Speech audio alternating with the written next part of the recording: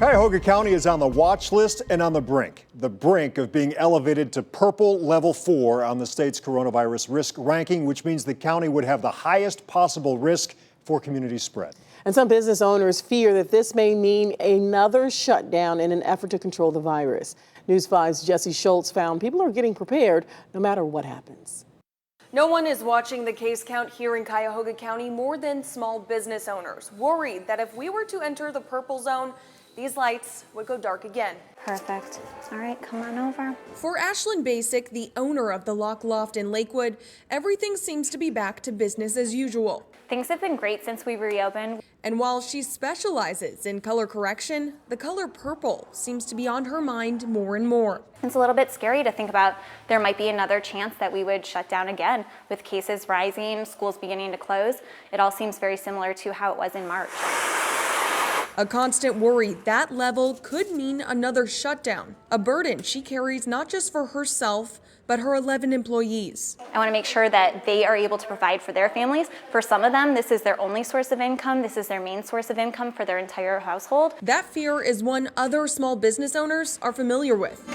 The Super Electric Pinball Parlor in Cleveland typically is packed with people and even more pinball machines. We would have upwards of, 40, 50 people showing up, to play pinball with the general public here on top of that. It was a madhouse. The parlor just reopened earlier this month, but Nathan Murray, co-owner of the parlor, is already thinking about what will happen if they have to close again. Very paranoid about this. Saying they'll rely on privately buying, selling, and trading pinball machines throughout the country. Selling pinball machines could definitely get us through this. Basic is thinking ahead too. A little bit of every portion of the day goes towards a savings, making sure that if something does happen again, that we can stay alive and stay afloat. But still hoping officials will look at who's been playing the game the safe way and know where the spread is coming from before any decision comes. They really need to take a hard look and not just say, oh, this business, it seems like they're in close contact. I think they need to pay attention to where an actual spread is happening, where cases are forming.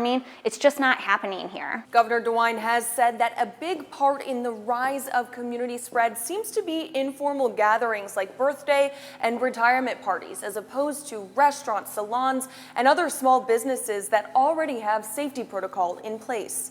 Reporting in Cleveland, Jesse Schultz, News 5.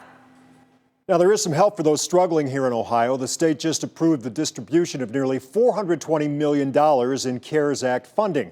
Starting November 2nd, small businesses can apply for up to $10,000 in relief funding from the state to help them through this crisis. Bars and restaurants that hold liquor permits can apply for $2,500 assistance payments.